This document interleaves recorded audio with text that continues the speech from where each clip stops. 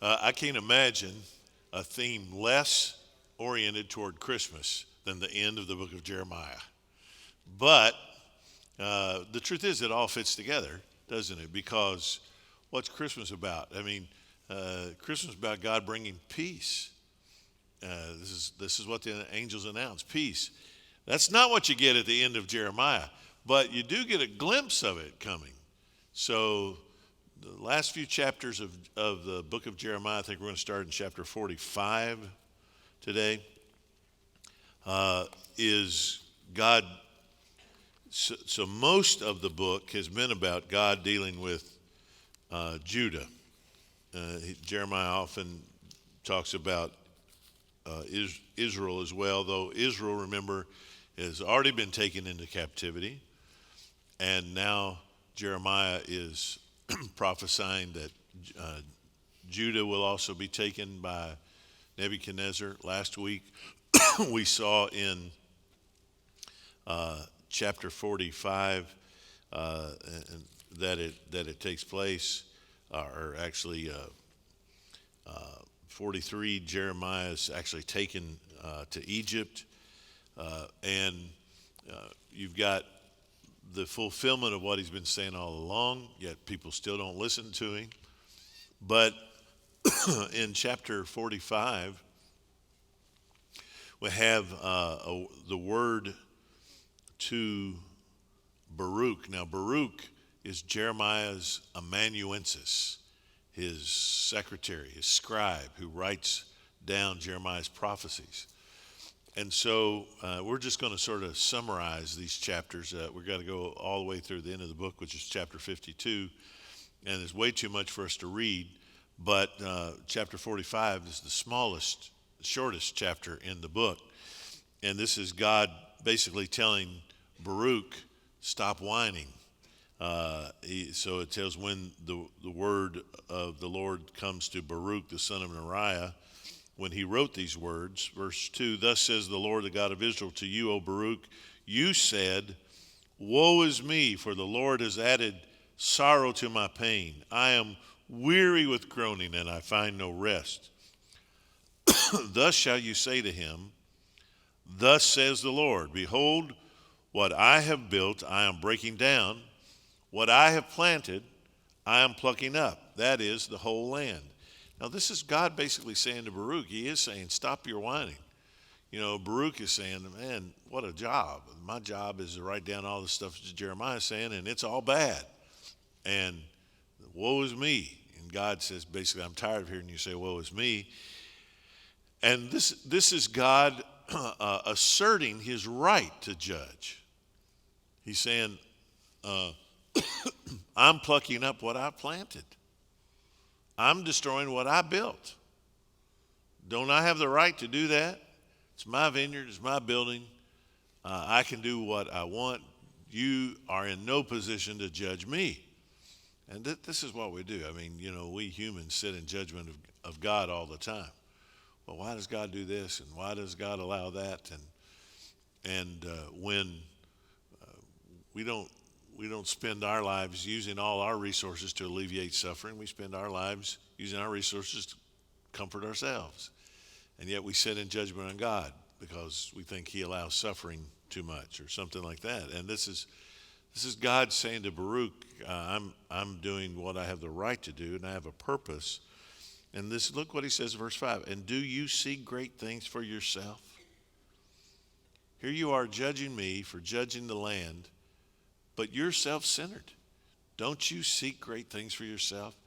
And I think that this is what God could say to all of humanity, that you seek great things for yourself. You judge me, but look how you live your life. You make it about you. You don't make it about others. And he said, seek them not, for behold, I'm bringing disaster upon all flesh, but I will give you your life as a prize of war in all places to which you may go. So one of the things, of course, in an era of warfare, it's about getting stuff. You know, Nebuchadnezzar is conquering countries so he gets more stuff and builds up his wealth. And the the spoils of war. This is how countries enrich themselves. And what God says to Baruch is, all right, here's the spoil of war I'm going to let you have, your life. That's what you get. And that's an act of my grace. I could allow you to be killed along with so many others, but I'm going to let you have your life. And so this is God's rebuke to Baruch. Now, beginning in chapter 46 through chapter 51, you have a list of God's pronouncements on the nations. So Israel is now taken captive, but God says, okay, indeed, I'm punishing my people, but I'm going to bring them back. But here's my judgment on these nations that do not know me, even the nations that I am using to judge Israel. So he's using Babylon to judge Israel, but he's not holding Babylon guiltless. Even though he's allowing them to have victory over his people, now he's going to punish them for what they do to his people. So even though God, there's nothing that happens in this world that is outside of God's control, but he still allows things that even the sin and the rage of man can be used by God to accomplish his purpose. On this Christmas weekend, a lot of churches, some pastors will preach today probably from Matthew 1, the genealogy of Jesus. In that genealogy are the stories, first of all, nobody in that genealogy is perfect. Some are absolutely notorious, like Tamar, one of the 4 women mentioned, who seduces Judah, her father-in-law, by playing the harlot, and gets pregnant from her own father-in-law, and there she is in the line of Christ. Ruth, a Moabitess, Bathsheba, who sins with David, and though David's sin is much greater than hers, she certainly doesn't, to me, seem to be a completely innocent victim. I'll say this, that once she is brought into she goes to David with the news, I'm pregnant, and I just believe she sort of knew what David would do when he got that news. And furthermore, once she is his queen, she is the center of palace intrigue. And she sets up her son Solomon to become the next king over Adonijah, his older brother. And she pulls that off. So even if she was in some ways a victim at the beginning, she sure figured out how to fit into the overall intrigue of the place. And she's certainly not guiltless. And you just have those kinds of stories. Now, was it God's will that David sinned with Bathsheba? Well, no, God is not the author of evil. Did it thwart God's plan? Absolutely not. In fact, we get to Matthew 1, we see that it was in God's plan. God knows completely what his creatures, even fallen as they are, will do. And so God uses even the rage, the sin of humanity to accomplish his purpose, though we have to say, when we think theologically, the Bible's very clear. God is not the author of evil. He is not tempted, neither tempts he anyone. What he does is he knows we're completely fallen, and all he has to do is just let us do our thing. If he does not restrain us from evil, then we'll do it. It's God's restraining grace that keeps us from doing worse than we would do. And I've just thought so many times in my life that there have been times I had the desire to sin but did not have the opportunity. Other times I had the opportunity but did not have the desire. Jesus said for us to pray that God would not lead us into temptation. So we should pray, Lord, don't ever let me stand at the intersection of my sinful desire and the opportunity to do it. Because if God does not restrain us, if he doesn't keep those two things from intersecting in our lives, then we'll fall. We fail. We do so in many, many ways. It's only of his grace that we don't sin. So the one constant God has to deal with is the sinfulness of his fallen creatures. And he uses even our sin in that way. So this is what he says to Baruch. And now in his judgment on the nations, he declares, he begins to just list them one by one. And through Jeremiah says, here's what I'm going to do to you. So chapter 46 is about Egypt. The word of the Lord that came to Jeremiah the prophet concerning the nations. First of all, verse 2, about Egypt. And so here he prophesies against Pharaoh Necho, the king of Egypt, and he says exactly what's going to happen to Egypt. Now remember, Egypt was the one that Judah had tried to ally themselves with in order to fend off Babylon. At first successfully. Babylon, the first siege of Nebuchadnezzar, when Pharaoh was bringing his army up through basically the Negev and Gaza. When Nebuchadnezzar hears this, he withdraws. And so they think, wow, this worked. But unless that Egyptian army is willing to stay there indefinitely and protect Jerusalem, all Nebuchadnezzar has to do is wait them out. And when the Egyptian army goes back, he comes back. And eventually he wins. He wears them down. And so God had told the king of Judah not to ally himself with Egypt, instead to turn to him. They did not. And so now God is showing his might by punishing Egypt. And he describes a battle scene here in which the great Egyptian army flees in terror. Look at verse 5. Why have I seen it? They are dismayed and have turned backward. Their warriors are beaten down and have fled in haste. They look not back. Terror on every side, declares the Lord. The swift cannot flee away, nor the warrior escape. In the north by the river Euphrates, they have stumbled and fallen. So Egypt goes up there, the Egyptian army goes up to Babylon to attack, and they fail. They are utterly defeated. Verse 7, who is this rising like the Nile, like rivers whose waters surge? Egypt rises like the Nile, like rivers whose waters surge. He said, I will rise, I will cover the earth, I will destroy cities and their inhabitants. Advance, O horses, and rage, O chariots. Let the warriors go out. So here's Pharaoh Necho like giving the command to go and attack. But God says, verse 10, that day is the day of the Lord God of hosts, the day of vengeance, to avenge himself on his foes. The sword shall devour and be sated and drink its fill of their blood. For the Lord God of hosts holds a sacrifice in the north country by the river Euphrates.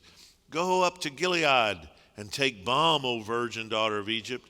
In vain you have used many medicines. There is no healing for you. The nations have heard of your shame, and the earth is full of your cry. For warrior has stumbled against warrior. They have both fallen together. So God declares this, that he's going to defeat Egypt. And the rest of the chapter is about that. And he tells that how he's doing it through verse 13, through Nebuchadnezzar, king of Babylon, to strike down the land of Egypt.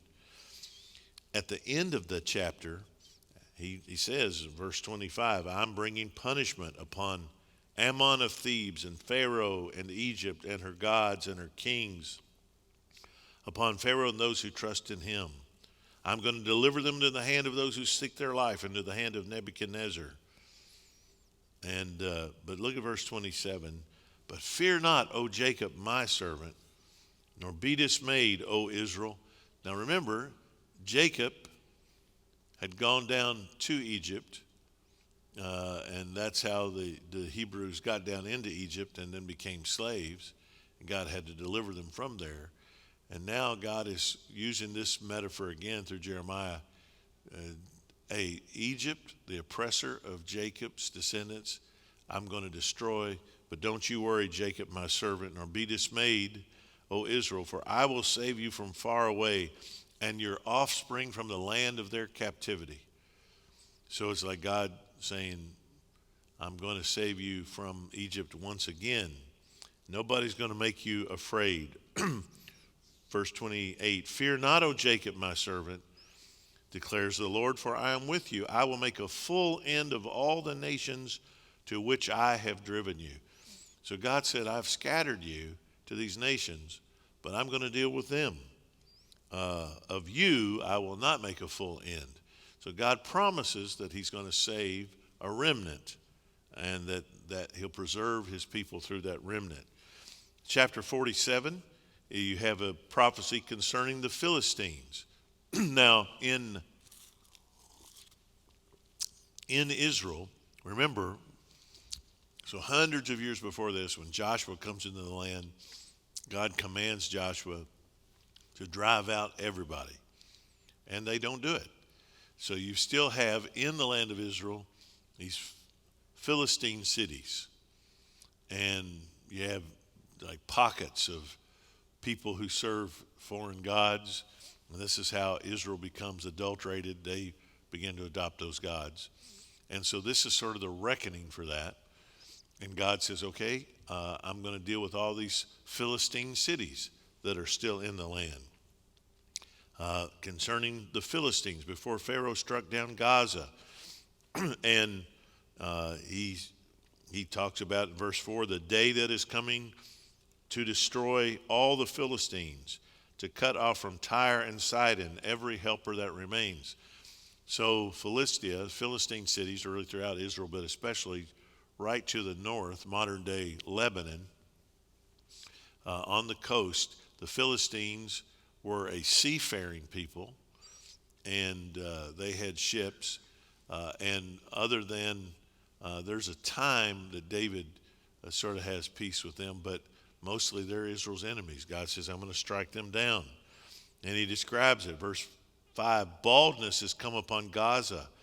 Ashkelon has perished. So those Philistine cities were not only in the north, but down in the south in what today is called the Gaza Strip. That's part of under Palestinian control. That was then part of the Philistia. And so those were enemies of God's people. And God says he has appointed that they're going to be destroyed. Chapter 48, he looks then to the east across the Jordan to those hills of Moab. And now he pronounces judgment on the Moabite cities. Woe to Nebo, for it is laid waste. You might remember Nebo is where Moses died, looking over into the promised land. God buries Moses on Nebo, but it's a Moabite. It's a Moabite area. And who are the Moabites? They're the people that came from, remember when Lot's two daughters seduced him, got him drunk, had sex with her father, and got pregnant with Lot. One of those children was Ammon, the other was Moab, and the Ammonites and the Moabites came from this incestuous relationship with Lot, and they were considered cursed people, and the Israelites were not to have anything to do with them, and Moab is constantly an enemy of the people of God. They're never, they're never a major player, but they can give support and cover to any enemy. So if they allow Nebuchadnezzar's armies to pass through, or they provide support or resources in any way, and they would do that against the people of God. So God says, woe to Nebo, for it is laid waste. Kiriathaim is put to shame, it is taken. The fortress is put to shame and broken down. The renown of Moab is no more. And basically, look at verse 10. Cursed is he who does the work of the Lord with slackness, and cursed is he who keeps back his sword from bloodshed. In other words, God says, man, I'm going to have you destroyed, and anybody who doesn't come at you with full force, I'm going to curse. I mean, God has given the command that they're to be utterly destroyed. In verse 12, the days are coming, declares the Lord, when I shall send to him pourers who will pour him and empty his vessels and break his jars in pieces. Then Moab shall be ashamed of Chemosh, that's their false god, as the house of Israel was ashamed of Bethel, their confidant. So God says the Israelites at one point were ashamed of Bethel. What is Bethel? Bethel literally means the house of God. And they were ashamed of their God and their temple. And God said, well, I'm restoring them, but I'm going to make the Moabites ashamed of their God, just like my people were. And verse 15, the destroyer of Moab and his cities has come up, and the choicest of his young men have gone down to slaughter, declares the king whose name is the Lord of hosts. So Jeremiah wants us to know, God wants us to know, that even though he's using earthly kings like Nebuchadnezzar to accomplish this destruction and this judgment, he's the one who's behind it. He says, I'm the real king. It's my will that this is being done. Verse 21, judgment has come upon the tableland. You know, we talk about certain parts of our country. The Midwest is the breadbasket of America. Well, you've got a fertile plain over there in Moab, and it was a very fruitful place. And he says, judgment has come upon this tableland. And he lists all the cities here in that region, and he says they're all going to be destroyed. Verse 26, make him drunk because he magnified himself against the Lord, so that Moab will wallow in his vomit, and he too shall be held in derision. Was not Israel a derision to you? Was he found among thieves, that whenever you spoke of him, you wagged your head? A little bit of a foreshadowing of the story of the Good Samaritan there. That he says, you know, Israel fell among thieves. And what did Moab do? Moab, literally Israel's neighbor, right across the Jordan River from them, wagged their head and passed by. And you can't help but see the connection here with the story of the Good Samaritan, because this is exactly what then Jesus accuses the Levites and the priest of doing. They're not helping the situation, they're passing by. And Jesus using the same imagery. Verse 33, gladness and joy have been taken away from the fruitful land of Moab. I've made the wine cease from the wine presses. No one treads them with shouts of joy. The shouting is not the shout of joy. God said, if you hear any shouting in Moab, it's not joyful shouting. It's the shouting of terror. And verse 35, he simply says, I will bring to an end in Moab him who offers sacrifices in the high places and makes offerings to his God. Verse 37, every head is shaved, every beard cut off. And this is what you did to your enemy, to show that you had utterly defeated them. You wanted to humiliate them. You shaved the heads of the men. You cut off their beards and made them look like youths. And he says, there's nothing there in Moab but lamentation.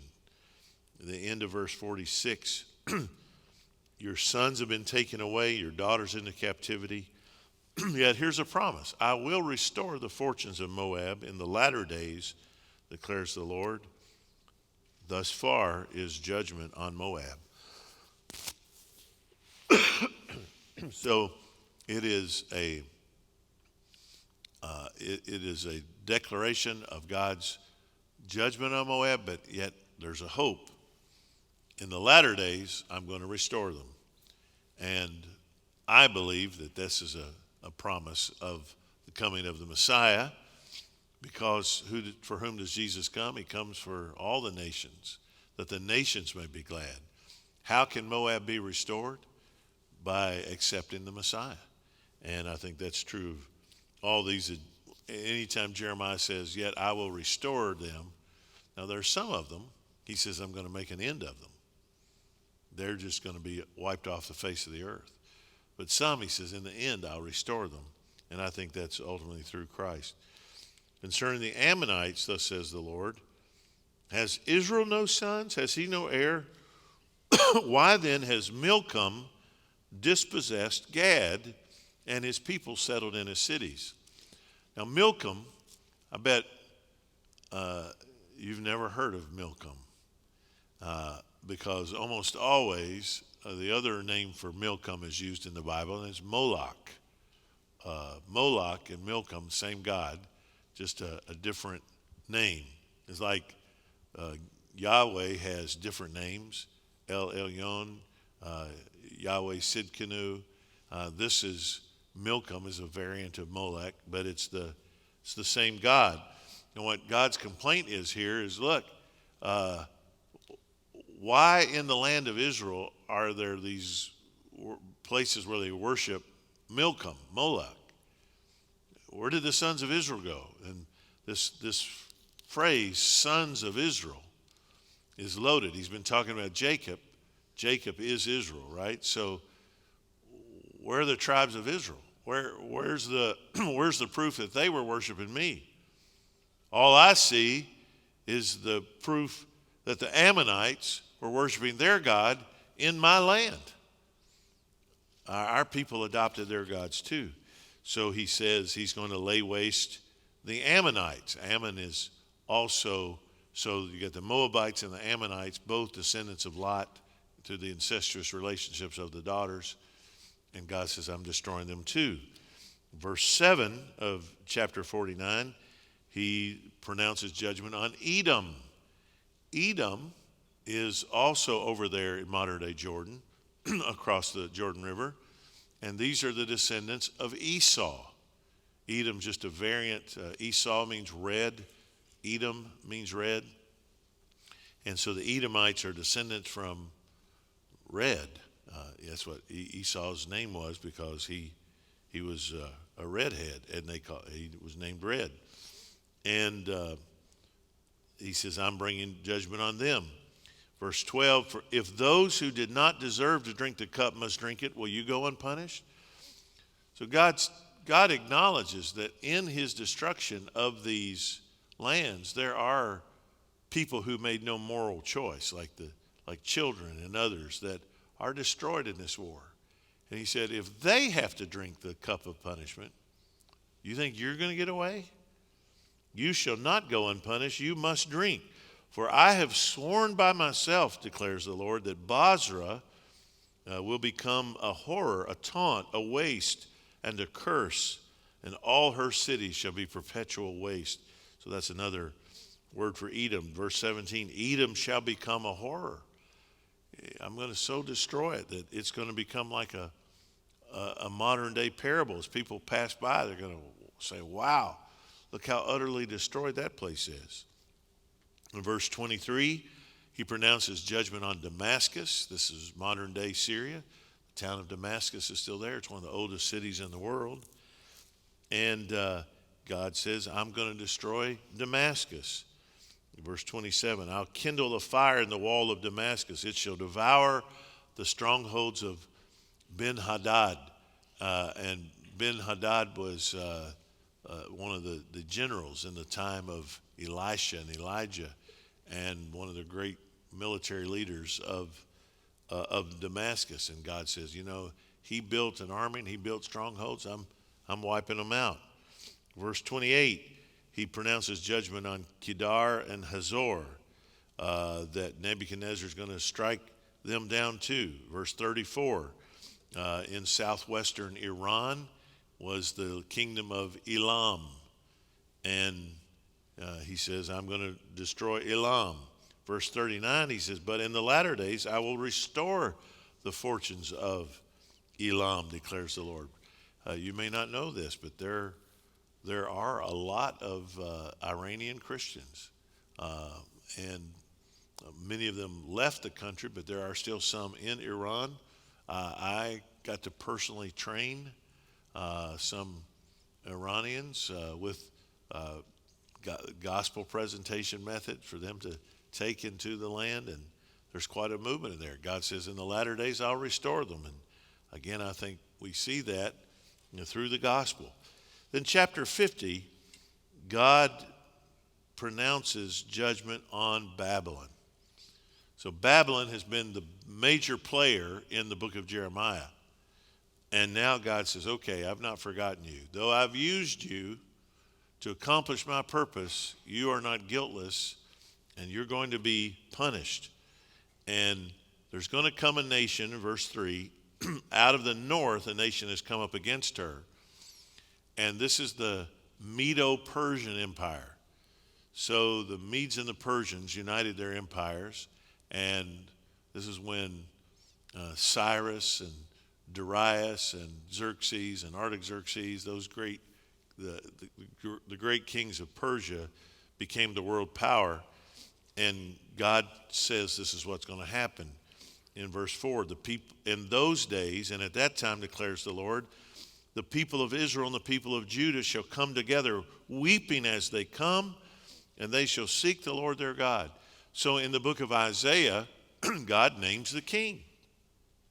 God says he's going to raise up his anointed one, that word, his Mashiach, and he calls him Cyrus. And he prophesies that in Isaiah 150 years before Cyrus becomes the king of the Persian Empire.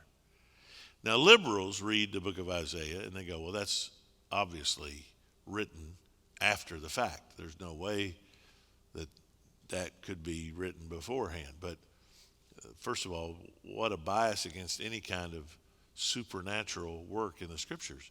Of course it could be written. This is what prophecy is. And God said, God called him by name, called him his Mashiach. That doesn't mean Cyrus was a good guy. It means God used him for the one specific purpose of bringing his people back to the land. And when Cyrus becomes king, he declares that all those Israelites who were first taken by Assyria and then later taken by Babylon and then taken to Susa, to the Persian Empire, they can go home. If they want to go back, they can go back. Now, by that time, there's almost none of them that actually lived in Israel.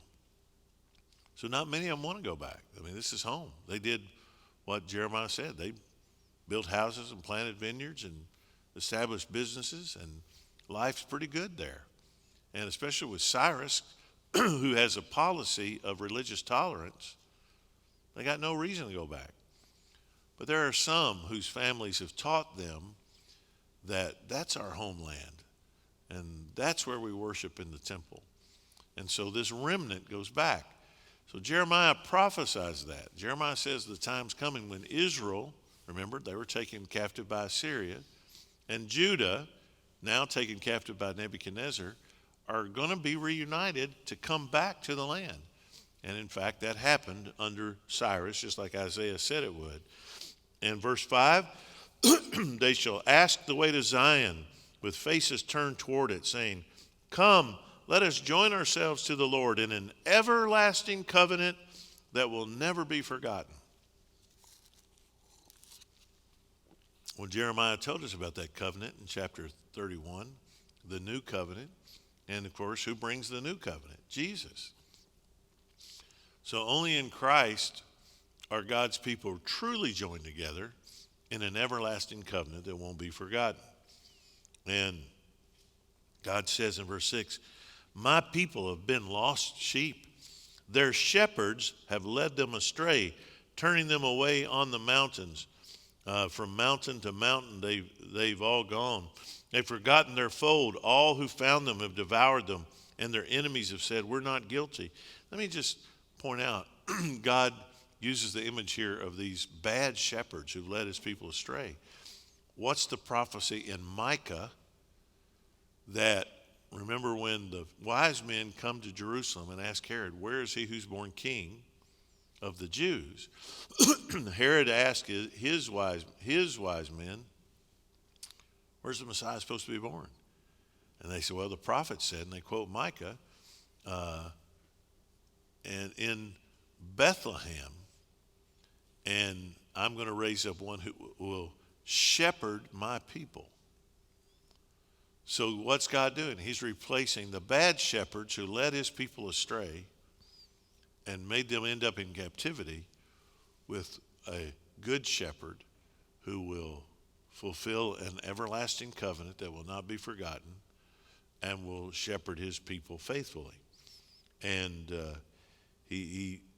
so you've got this literally pastoral imagery here. Verse 17, Israel is a hunted sheep driven away by lions. First the king of Assyria devoured him. Now at last Nebuchadnezzar. So I'm bringing punishment on the king of Babylon and his land as I punished the king of Assyria.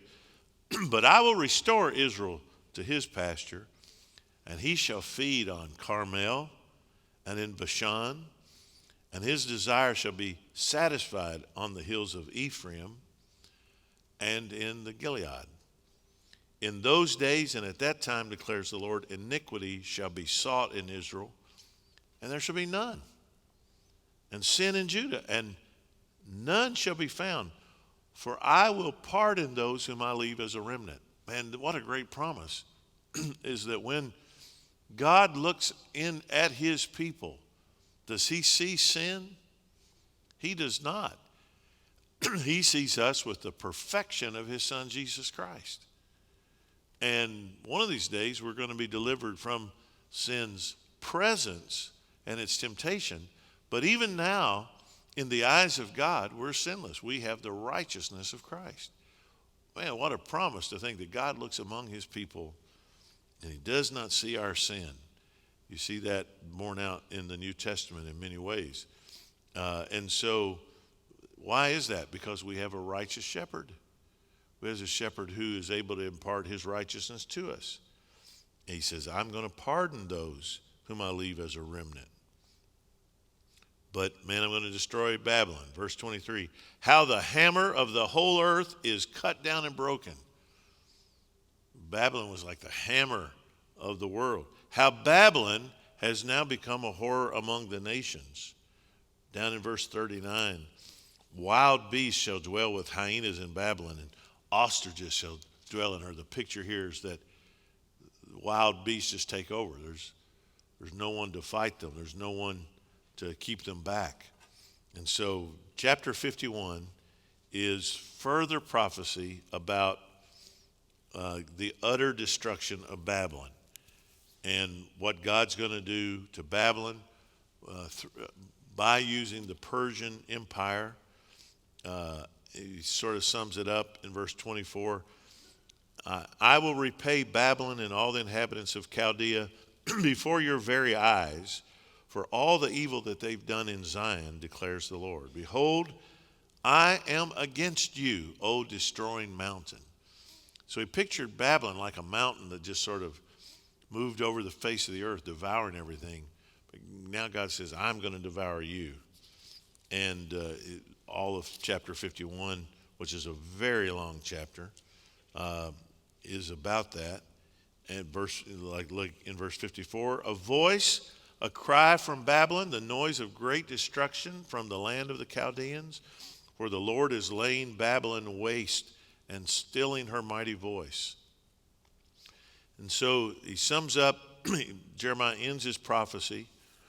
Verse 59, the word that Jeremiah the prophet commanded Seraiah the son of Neriah, son of Maaseiah, when he went with Zedekiah, king of Judah, to Babylon in the 4th year of his reign. Seraiah was the quartermaster. Jeremiah wrote in a book all the disaster that should come upon Babylon. So this Seraiah is taken captive along with Zedekiah the king, and he goes to Babylon. But Jeremiah gives him something. He gives him this prophecy, chapters specifically 50 and 51, the prophecy against Babylon, and he tells him to take it with him. And when you come to Babylon, see that you read all these words and say, O Lord, you have said concerning this place that you will cut it off so that nothing shall dwell in it, neither man nor beast, and it shall be desolate forever. When you finish reading this book, all right, so he says, I want you to say this, then I want you to read this prophecy in Babylon. When you're done, I want you to roll it up, tie a stone to it, and cast it in the middle of the Euphrates River. And say, Thus shall Babylon sink to rise no more because of the disaster that I'm bringing upon her, and they shall become exhausted. Thus far are the words of Jeremiah. So, you know, Jeremiah has been faithful to say whatever God says. And initially, God was telling him to prophesy against Judah. He did that. He was hated for it. He was beaten for it, arrested for it, ostracized for it, but he was faithful to it. Now, his words have come to pass. Judah's been taken captive. Jeremiah, now left back there with all the poor people, dragged down to Egypt. He's still, his life is horrible. And yet he's still faithful to say whatever God tells him to say. And here God says, prophesy against Babylon. And Jeremiah can't go to Babylon, but he gives this to Sariah, for Sariah to take, read it publicly, throw it in the Euphrates River. And he said, so this is God's demonstration. He's going to judge Babylon too. He's not letting them go. And then you have chapter 52, the final chapter of Jeremiah, where basically this is a description of the destruction of Jerusalem one more time, and specifically about Zedekiah. So Zedekiah was 21 years old when he became king, and he reigned 11 years in Jerusalem. He did, verse 2, he did what was evil in the sight of the Lord, just like Jehoiakim had done. For because of the anger of the Lord, it came to the point in Jerusalem and Judah that he cast him out from his presence. So Zedekiah, who has already seen that Nebuchadnezzar has gained in power, he's out there besieging the city. I mean, God has given him the prophecies of Jeremiah, and yet Zedekiah just doesn't listen. God says, okay, I'm done with you. And Zedekiah rebelled against the king of Babylon, verse 4.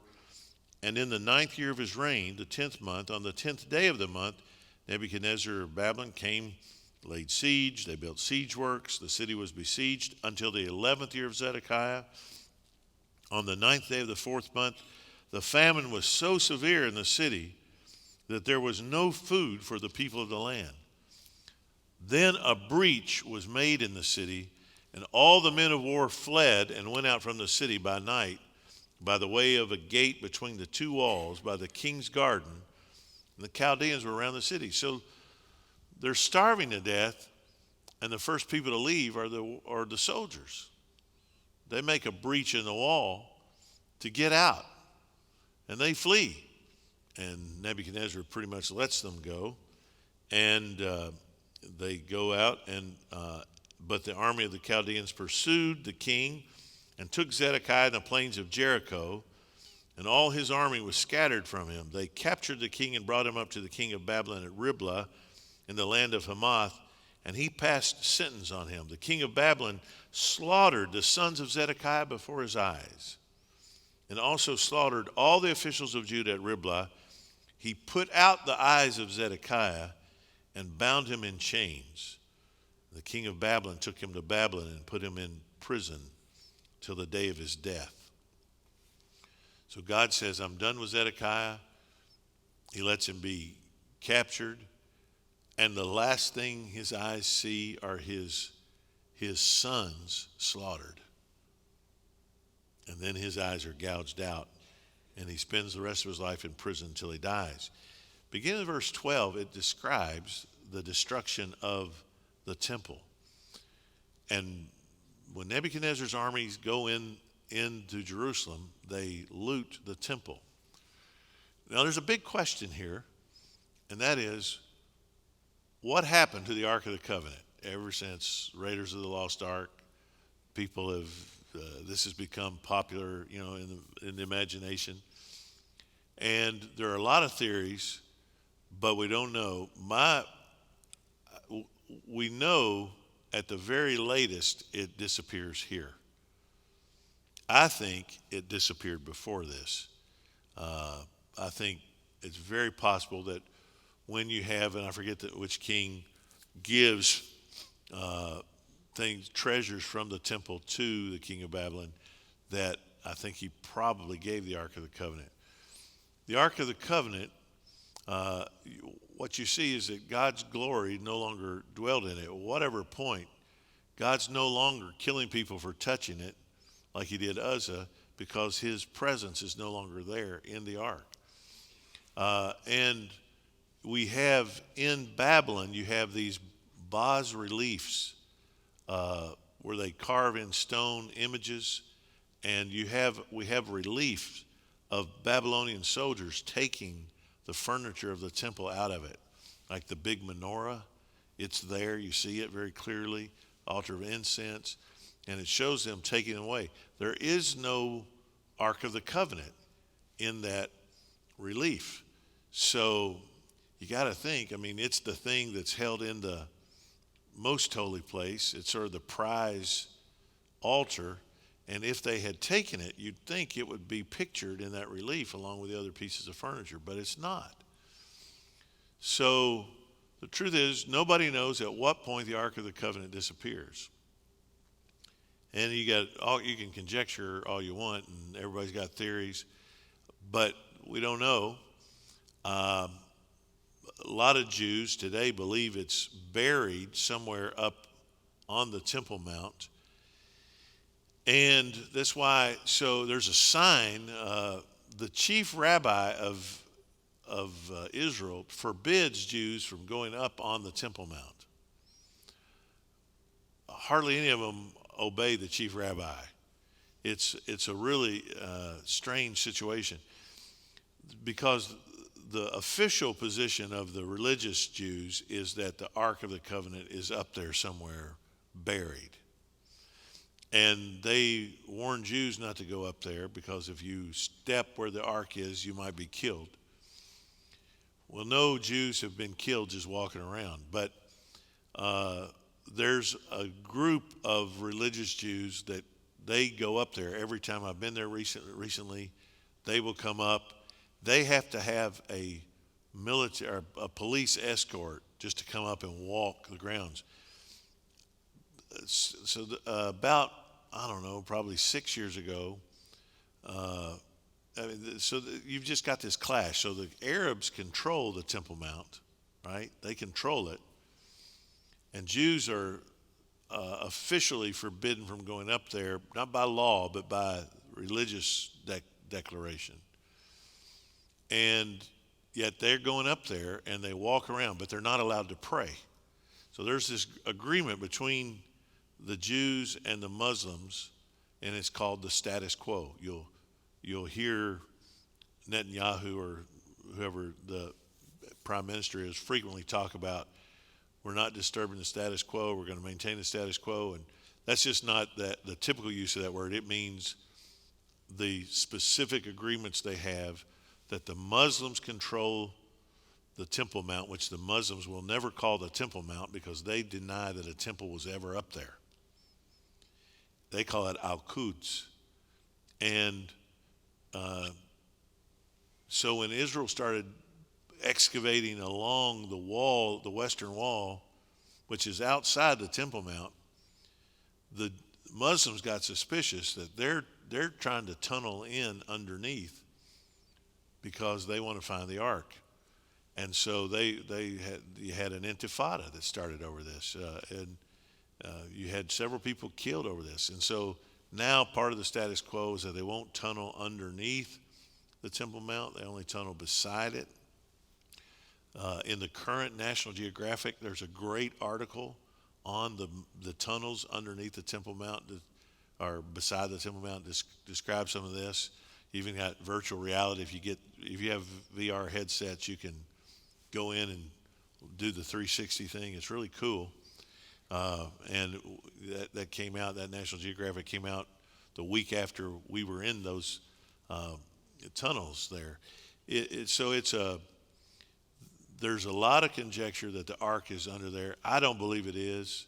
I think God made sure that the thing was destroyed, because the human heart is so idolatrous that when we get something like that, we think it's holy. Like the Church of the Holy Sepulchre, which is supposed to be it's the traditional site where Jesus was, Calvary and then nearby the tomb, I believe is pretty close to the authentic site. I've really studied this. I accept the Church of the Holy Sepulchre as at least close to the original site. There's a great and very, very old tradition that that's the site. But when you walk in the door, there's a stone there that does not match the surrounding bedrock. It's clearly not from Jerusalem. But they claim that that's the stone where they laid Jesus' body to dress it for burial. When you walk in there, there will be, especially Orthodox, Catholic too, but especially Orthodox, European, Russian, and Greek, they're just laying on that rock and they're just weeping and crying and rubbing in it and all this stuff. And it's not even original. There's no way. It's impossible that was the stone where they laid Jesus.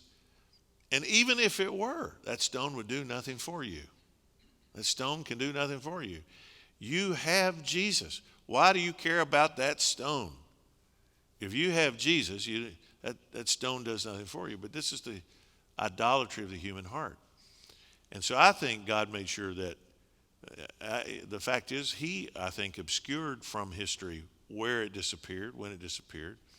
It does bring up an interesting question.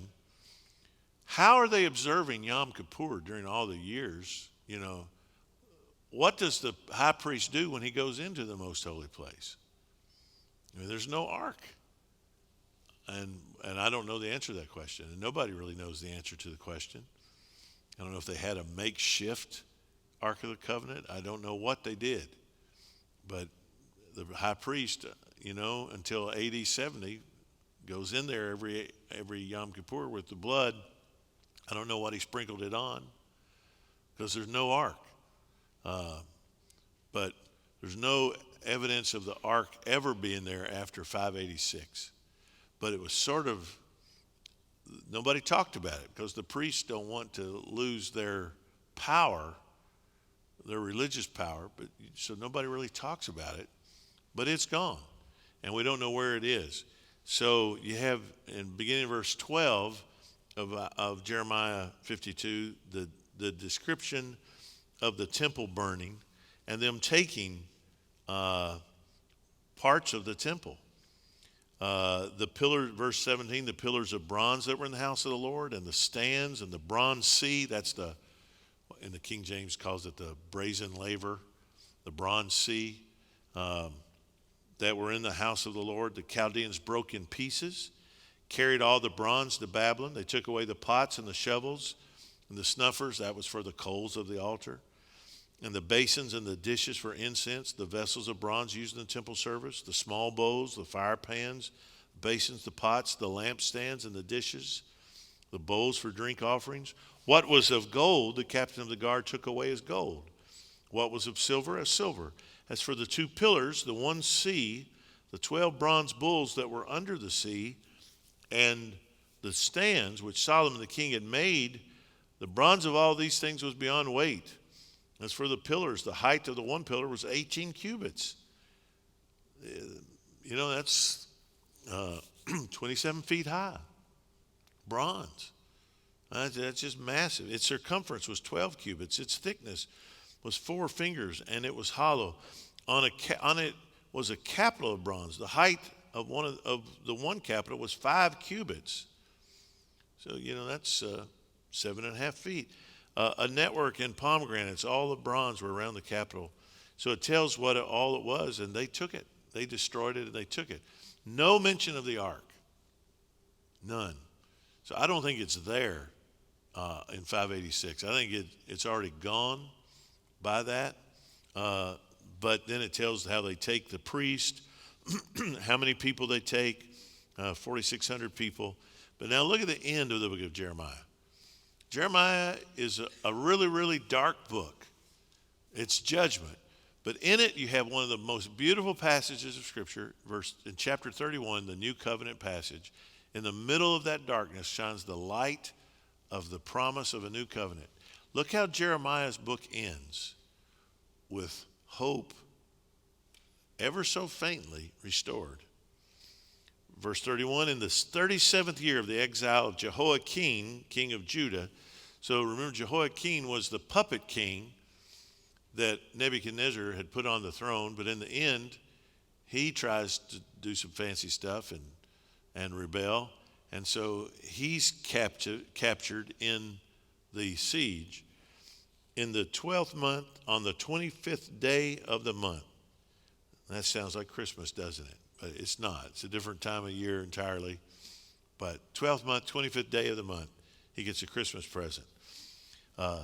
Evil-Merodach, king of Babylon, in the year that he began to reign, graciously freed Jehoiakim, king of Judah, and brought him out of prison. And he spoke kindly to him and gave him a seat above the seats of the kings who were with him in Babylon. So Jehoiakim put off his prison garments, and every day of his life he dined regularly at the king's table. And for his allowance, a regular allowance was given him by the king, according to his daily needs, until the day of his death, as long as he lived. So this new king of Babylon, after Jehoiakim's in prison for 37 years, so he's, I'd say, an old man. He brings him out, takes off his prison clothes, gives him the garments of a king. There are other kings that are there in captivity, but they're part of the royal court. He puts him in there with them, and he gives him an allowance of food, an allowance of money, of servants, and he lives like a king until his death. What a way to end the book, that even after all of God's judgment on his people, here's Jehoiakim, and he's restored. What does God promise he's going to do with his people, with his remnant? He's going to restore them. So here's just a little glimmer of that hope. God's going to restore his people. And he does, and he did. And he did to the nations what he said he would do. But he also promised in some of them that he's going to restore them. How's he going to do it? Same way he restored us, through Jesus Christ. I hope you've enjoyed the study of Jeremiah. It is a marvelous book. Jeremiah is cited by Jesus. It's important in the New Testament. And we need to understand it and what it teaches us. God keeps his promises for judgment and for salvation. And man, we want to make sure that we believe the promises of God so that we receive the promise of salvation.